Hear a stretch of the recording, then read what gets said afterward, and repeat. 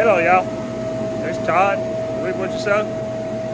Guys, I'm going to show you this log right here and tell you what's going on. I'll put the time lapse first and then I'm going to show you what we're doing. Alright, if you notice this log, it's a really good log. Blades are cutting fine. See that spot right there on the top? That knot? That knot's got a lot of black in it.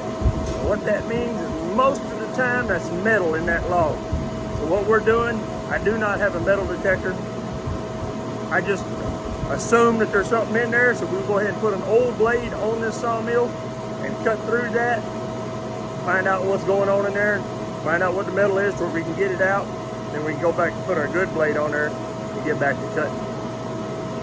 It's hot, y'all. It's in the triple digits out here. We're starting early in the morning, trying to get something done. I'm gonna show y'all some real logs in a minute. Logs that are too big for this sawmill. Bradley wants them, said he can cut them. I'm not fighting them on this small mill, they're just too much.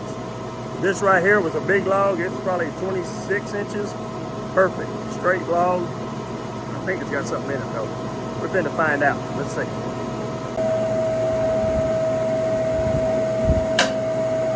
Wayne just changed that blade out, we gotta hold it on there.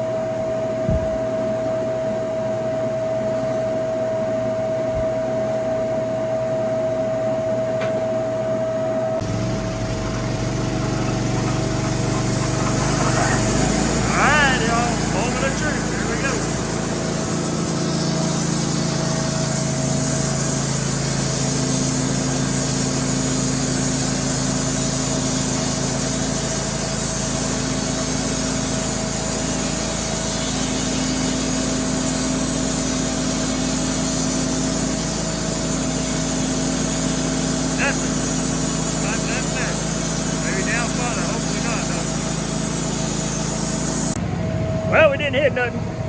The log looks good after that. It ain't showing to be nothing in there.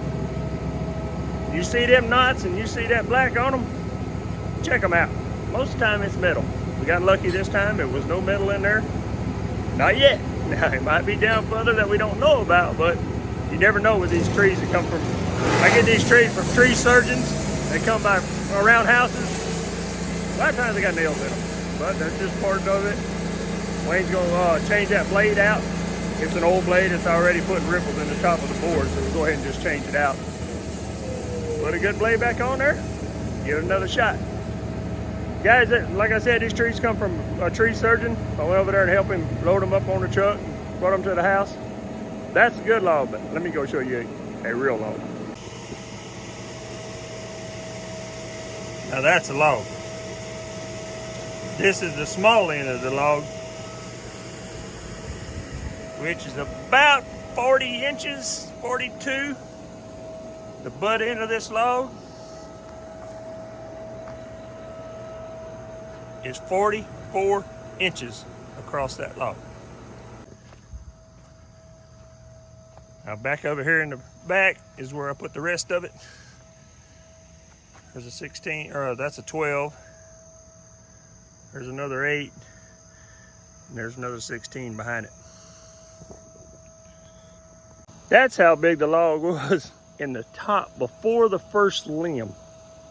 So we got what's that? That's an 8 over there, or a 10, a 12, and a 16 out of one tree. There, guys, that is going to be some beautiful lumber come out of that log, but not on my mill. That LT15 is just too small for it.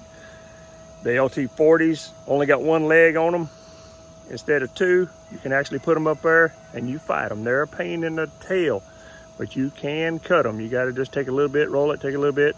But if you got hydraulics, you can do that. If you don't have hydraulics, it's bad. Plus, it won't fit on that LT15 anyway. It's too much. It's too much work. But guys, I'm gonna go ahead and put this back on time lapse. Let y'all see the rest of that log being cut up. Hope y'all enjoy.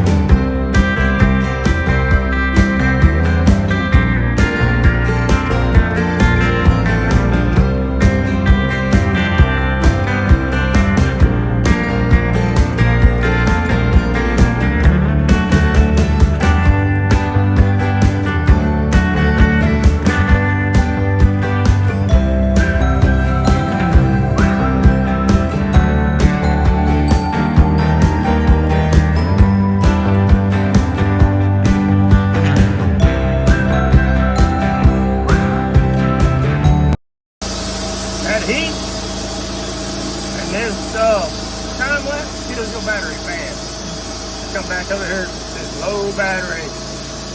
Guys, I appreciate y'all. Hope you enjoyed it. We ended up with 8 6x6s, 4 1x12s, 8 1x4s, 4x4, 6 2x6s, and about 6 2x4s out of one load. They were not quite 16 foot, so we're cutting them back to 14. A lot of lumber out of one log. He's working on another one. Now this one's got a few knots in it. It was the top part of that same tree. It's still a good log. Same thing with it. It's not quite 16. What happened was the tree cutters cut that log. I told them I wanted them at least 16 foot long, 16.3, 16.4. Well, they cut them 16.1. When the chainsaw cuts on an angle, they're under 16. You gotta watch that one. Anytime you cut your lumber, try to cut it 16.6. And that way when your saw's not cutting straight coming down, it takes care of that. So guys, I hope you enjoy, and I hope to see y'all at the festival on Cog Hill. If you got any questions about it, look on Cog Hill's site with Jason. He's got all the information on there. It's September 9th. And see you there, Richard. Bye, y'all. Catch you on that one.